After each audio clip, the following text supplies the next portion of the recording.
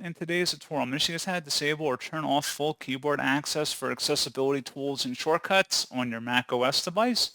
So this should hopefully be a pretty straightforward process, guys. And without further ado, let's go ahead and jump straight into it. So all you have to do is select the Apple icon in the menu bar and then select System Settings.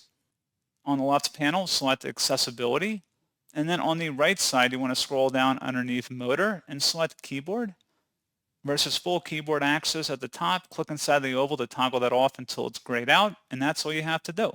So pretty straightforward process, guys, and as always, thank you for watching. I do hope that was able to help you out, and I do look forward to catching you all in the next tutorial. Goodbye.